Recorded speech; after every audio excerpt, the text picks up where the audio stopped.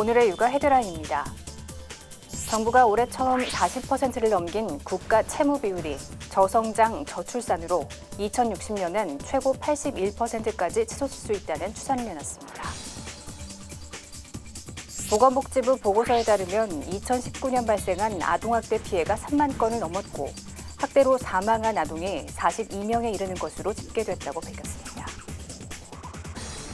정부는 이번 추석 연휴 기간 코로나19가 전국적으로 확산될 가능성이 큼에 따라 가급적 규정을 미루고 집에서 머무를 것을 당부했습니다. 평균관대 교육학과 연구에 따르면 코로나19 사태 장기화로 일상생활에 제약이 커지면서 우울감과 불안감을 호소하는 이른바 코로나 블루가 소수만의 일이 아니라는 연구 결과가 나왔습니다. 이상 오늘의 육아 헤드라인이었습니다. 안녕하십니까. 육아포커스 이주원입니다. 스페인 교육자 프란시스코 페레는 꽃으로도 아이를 때리지 말라는 그의 저서를 통해 사회와 국가의 책무는 아이들을 가르쳐 키우는 게 아니라 그들이 스스로 자라도록 도와주는 것이다 라고 주장하고 있습니다. 하지만 우리는 아직도 훈육이란 이름으로 아이들을 학대하고 있습니다. 보건복지부 보고서에 따르면 지난해 발생한 아동학대 사례만 무려 3만 건이 넘는다고 합니다. 꽃으로도 아이를 때리지 말라는 프란시스코 페레의 말을 되새기며 소중한 우리 아이들에 대한 학대를 멈춰야겠습니다. 이 땅에 학대로 고통받는 아이들이 없길 바라며 육아포커스 시작하겠습니다. 코로나 사태로 추가 경정 예산을 3번 편성하며 국가 채무 비율이 40%대로 올라섰습니다. 나랏빚은 결국 납세자, 특히 미래 납세자의 짐인데요. 2060년엔 이 비율이 지금의 최고 2배가 될 것이란 정부 전망이 나왔습니다. 저성장, 저출산 탓입니다. 지난해 합계 출산율은 0.92명, 1970년 통계 집계 이래 최저치였습니다. 이미 감소가 시작된 생산 가능 인구는 2060년이면 현재의 절반으로 줄어듭니다. 일할 사람이 없으니 성장률도 낮아질 수밖에 없습니다. 이 추세를 바꾸지 못하면 올해 처음 40%를 넘긴 국가 채무 비율이 최고 81%까지 치솟을 수 있다는 게 정부 추산입니다. 숫자도 적은 미래 세대가 짊어질 부담이 갈수록 커진다는 이야기입니다. OECD 회원국 평균에 비해서는 낮긴 하지만은 지금부터는 여전히 높은 상황이고 또 여전히 저희가 재정 위험 요인에 대한 관리는 지속적으로 해나가야 되고 이를 낮출 수 있는 방안은 출산율과 경제 성장률을 높이는 것입니다. 성장률 하락과 인구 감소세를 되돌려 재정 수입 확대가 이뤄지면 국가 채무 비율을 55.1%까지 억제할 수 있다는 게 정부의 추산입니다. 공적 연금 고갈도 우려스러운 부분입니다.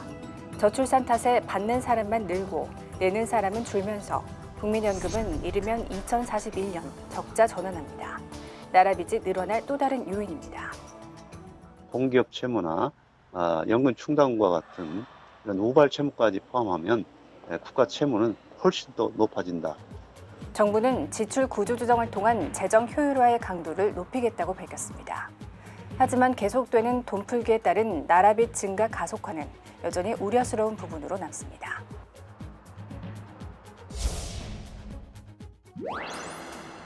지난해 발생한 아동학대 피해가 3만 건을 넘었고 학대로 사망한 아동이 42명에 이르는 것으로 집계됐습니다.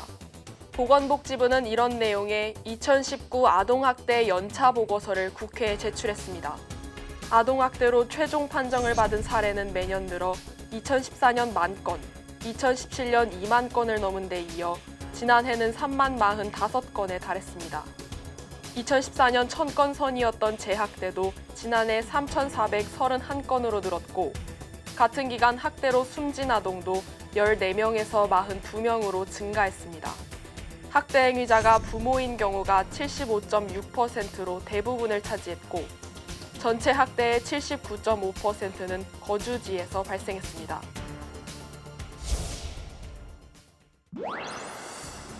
정부가 이번 추석에 가급적 고향, 친지 방문을 자제하고 집에 머물러 줄 것을 권고했습니다. 다소 진정기미를 보이는 코로나19가 연휴를 계기로 다시 전국으로 확산할 수 있다는 우려 때문입니다. 먼 거리를 이동하여 모인 가족과 친지 모임에서 감염이 전파될 가능성이 높다고 판단되기에 차례도 최대한 짧게 지내고 성묘도 자제하며 벌초는 산림조합, 농협 등이 제공하는 대행 서비스를 이용할 것을 권고했습니다. 납골당 등 실내 봉안시설은 추석 전후 2주간 방문객 사전 예약제를 운영하고 시설 내 재래실, 휴게실은 폐쇄하며 실내 음식물 섭취도 금지합니다. 요양시설, 요양병원도 사전 예약을 통해 차단시설이 있는 곳에서 비접촉 면회만 허용합니다. 정부는 추석 연휴를 특별 방역기간으로 정해 사회적 거리두기 2단계에 준하는 방역 조치도 검토합니다. 유흥시설이나 실내 다중이용시설에서 지나친 밀집과 밀접 접촉을 줄이기 위한 대책도 검토 중에 있습니다. 철도 귀성표 사전 예매에선 좌석 절반만 팔고 고속 시외버스도 거리두기를 위해 창가 좌석을 우선 팔도록 할 방침입니다. 고속도로 휴게소에는 테이블 가림판을 설치하고 좌석을 한 줄씩만 앉도록 할 계획입니다. 정부는 또 이동은 가급적 개인 차량으로 하며 대중교통을 이용할 때는 마스크를 쓰고 음식물 섭취를 자제해야 한다고 강조했습니다. 코로나19 사태 장기화로 일상생활에 제약이 커지면서 우울감과 불안감을 호소하는 이른바 코로나 블루가 소수만의 일이 아니라는 연구 결과가 나왔습니다. 성균관대 교육학과 이동훈 교수가 올해 4월 성인 600명을 조사한 결과 응답자 29.7%가 코로나19 기간 우울감을 경험했다고 답했습니다. 내가 감염될 경우 가족에게 전염시킬까 두렵다는 응답이 96%로 가장 많았습니다. 이동훈 교수는 코로나19 장기화로 4월보다 현 시점에 우울과 불안감이 더 커졌을 것이라며 실제 병균을 소독하는 기술 방역뿐 아니라 심리 방역이 필요하다고 강조했습니다.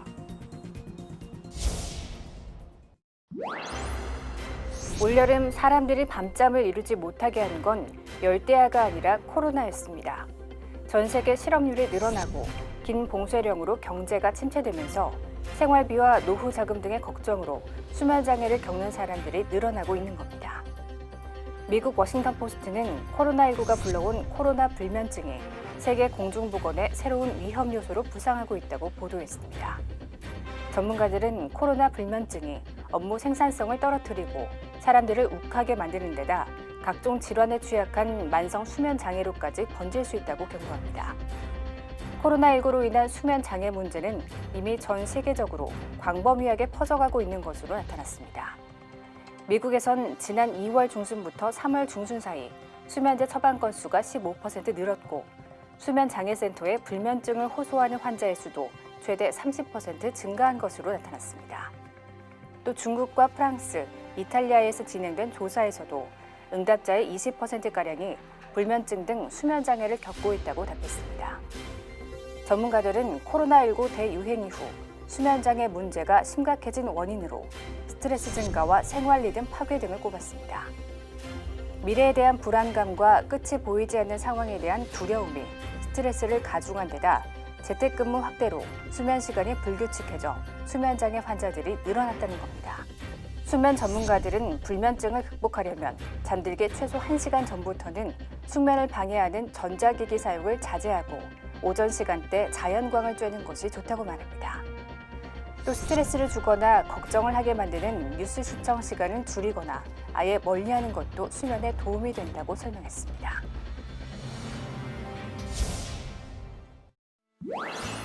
방역수칙 위반과 그로 인한 고소 고발이 잇따르고 있습니다. 귀찮다, 나 하나쯤은 이란 생각이 코로나19 확산의 불씨가 될 수 있을 뿐 아니라 엄중한 법적 책임으로 돌아올 수 있습니다. 코로나19 예방을 위해 마스크를 착용하지 않은 승객은 탑승을 제한하고 있습니다. 대중교통에서의 마스크 착용은 의무사항입니다. 이제는 상식으로 자리를 잡은 듯하지만 그렇지 않은 경우도 여전합니다. 마스크를 쓰라는 말에 앙심을 품은 한 남성. 스크린도어에 발을 넣었다 뺐다를 수차례 열차는 4분가량 운행이 지연됐고 결국 업무방해로 경찰에 입건됐습니다. 서울 동작구에서는 자가격리 지침을 어기고 외출한 70대 여성이 고발됐습니다. 코로나19 양성 판정까지 받은 확진자였는데 지하철까지 탔습니다. 일단은 병원에서 치료를 받고 있지만 완치 후엔 법적 책임을 피할 수 없어 보입니다. 사소한 위반이라고 하기에는 코로나19 상황이 좋지 않습니다. 의료기관 등 우리 일상 주변에서 집단 발병 사례가 지속되고 있습니다.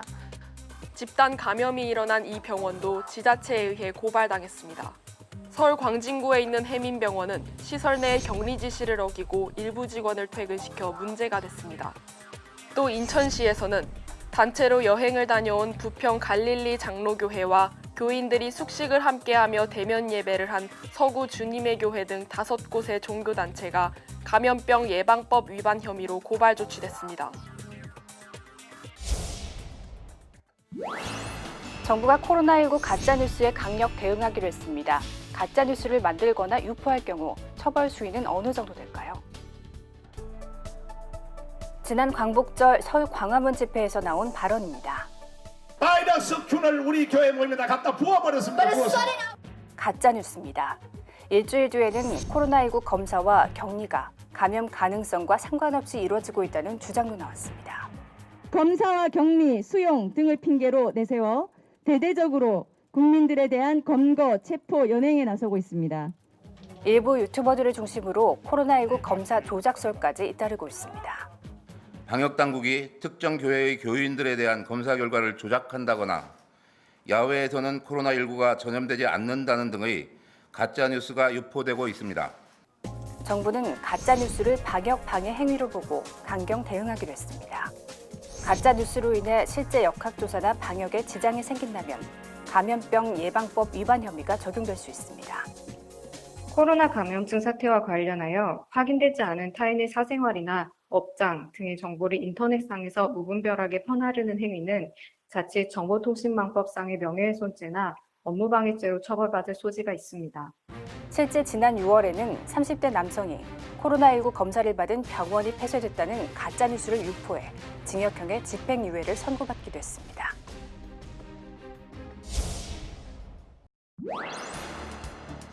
저녁 시간 서울의 한 공원으로 차량들이 속속 모여듭니다.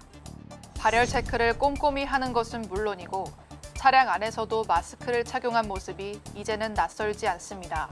대학 입시를 준비 중인 수험생과 학부모를 대상으로 차량에서 들을 수 있는 대학 입시 설명의 풍경입니다.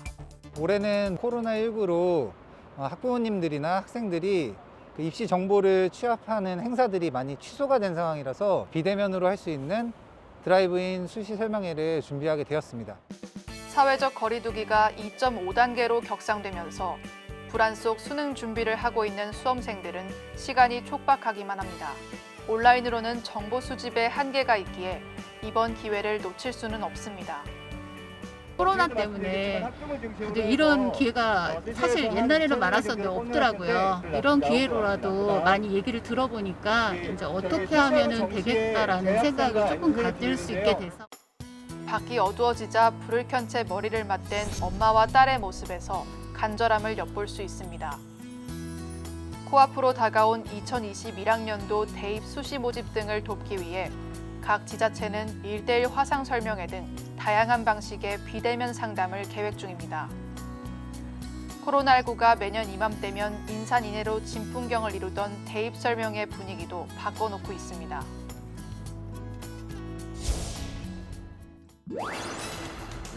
귀에 거는 양쪽 끈에 안경줄처럼 고리를 끼워 마스크를 휴대할 수 있는 마스크 목걸이입니다. 분실 방지 효과에 개성을 담은 패션 아이템으로 활용할 수 있어 최근 부쩍 인기가 높아졌습니다. 실제 한 온라인 쇼핑몰에선 이달 셋째 주 마스크 목걸이 판매량이 한 달 전에 3배가 넘었고 마스크 케이스, 귀 보호 상품 판매도 늘었습니다. 하지만 올바른 착용법이 아니라며 비판하는 시민들도 있습니다. 외부에 오염된 균이나 이런 것 때문에 막으려고 마스크를 쓰고 있는 거 아니에요, 더워도. 잃어버릴까 봐 걱정하는 게 아니라요. 마스크를 떼면 안 되기 때문에 그런 거를 쓰면 안 돼요. 그 쓰나 마나 하는 거예요. 전문가들 역시 마스크 목걸이가 마스크의 감염 예방 효과를 떨어뜨릴 수 있어 철저히 관리해야 한다고 조언합니다. 목걸이에 걸린 마스크는 안쪽 면이 밖으로 노출돼 오염될 가능성이 크고 다시 쓸 때도 귀에 거는 끈이 아닌 겉면을 만지게 돼 바이러스가 손으로 옮겨가 감염 위험성이 커진다는 겁니다. 마스크 겉면에는 바이러스가 생존할 수 있는 기간이 길어요. 안쪽 면은 호흡이 계속 닿는 부위잖아요. 가급적이면 오염이 되지 않게 해줘야 돼요. 걸고 다니는 건 그래서 좋은 방법이 아니에요. 마스크를 잠시 벗어야 할 때는 목걸이 대신 깨끗한 봉투에 넣어야 하고 안쪽 면을 접어서 보관해야 감염 위험성을 줄일 수 있습니다.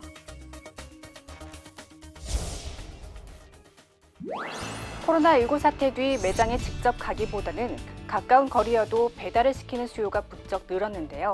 그러자 백화점 자전거 심부름부터 편의점 도보 배달까지 근거리 배송 서비스도 점점 다양해지고 있습니다. 백화점 직원이 애플리케이션을 통해 들어온 주문을 꼼꼼히 확인한 후 물건을 담기 시작합니다. 손님과의 실시간 1대1 채팅을 통해 확인한 요청 사항을 식품 담당 직원에게 전달합니다. 안심인데요. 네. 구이용으로 하신다고 하셨거든요. 두껍게 잘라주실 수 있으세요?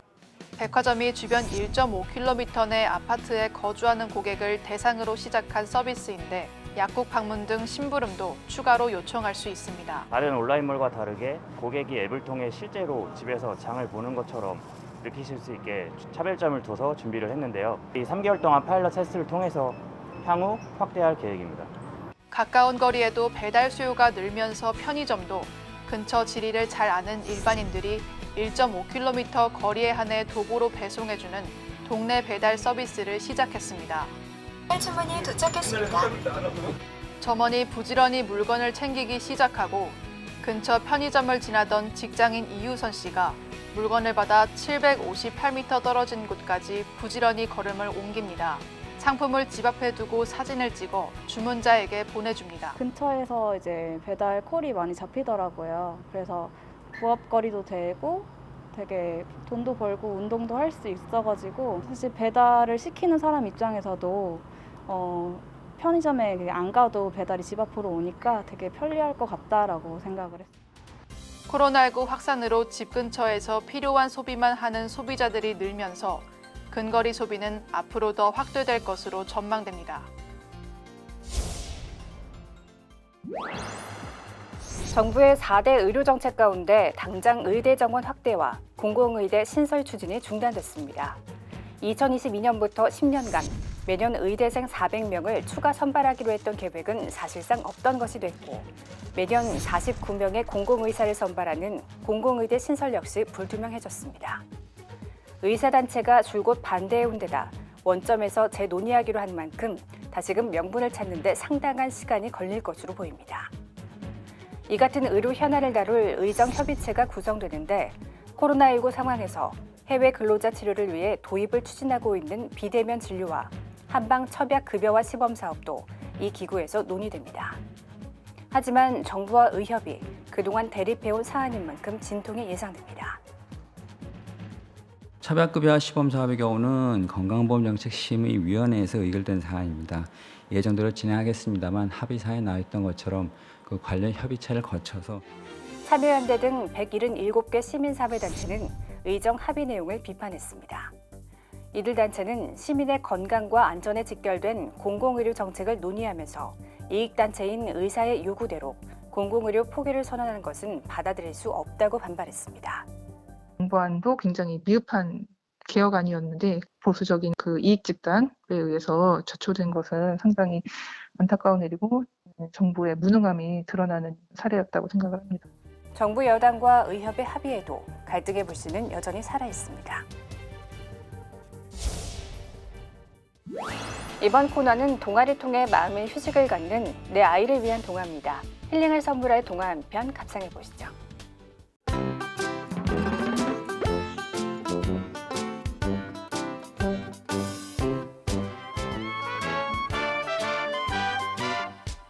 뜨거운 물이 나오는 샘물. 옛날 어느 마을에 다리가 불편한 할머니 한 분이 외롭게 살고 있었어요. 할머니, 산에 나물 캐러 가는데 함께 안 가실래요? 가고 싶은 마음이야. 굴뚝 같지만 내 다리가 아파서 아이들 다녀와.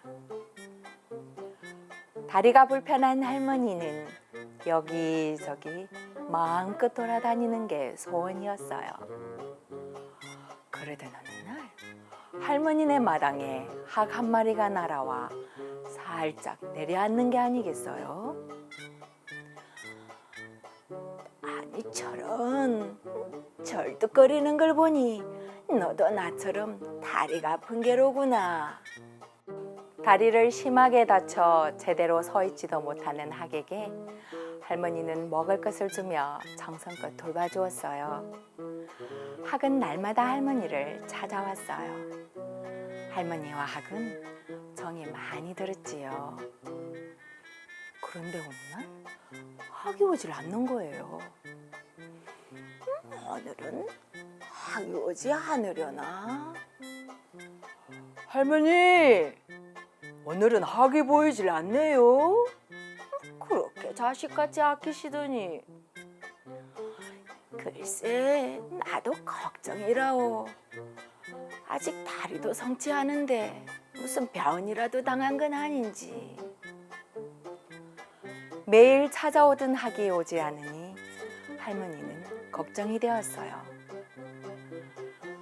할머니는 날마다 학을 기다렸지요.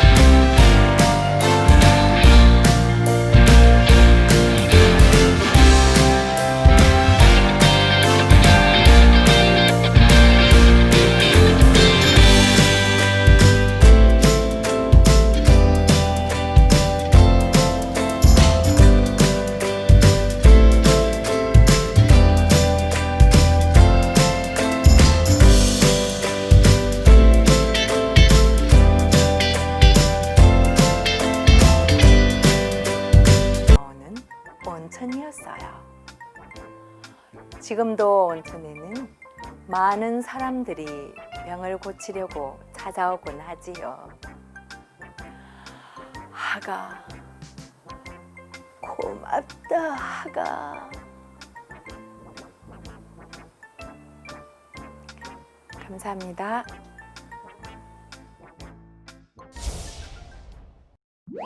앞서 소개해드린 것처럼 정부에서 추석 연휴 기간 귀성을 자제해달라고 요청했습니다. 민족 대이동으로 인해 코로나가 확산될 우려가 크기 때문인데요. 소규모 집단 감염이 산발적으로 발생하고 있는 지금, 코로나 확진자가 대규모로 발생할 위험을 막기 위해서는 정부의 권고를 따라야 할 것으로 생각됩니다. 친인척들을 보지 못한다는 아쉬움도 물론 크겠지만 가족 모두의 건강을 위해서 최선의 방법이 무엇인지 생각해 보시기 바랍니다. 육아 포커스 마치겠습니다. 고맙습니다.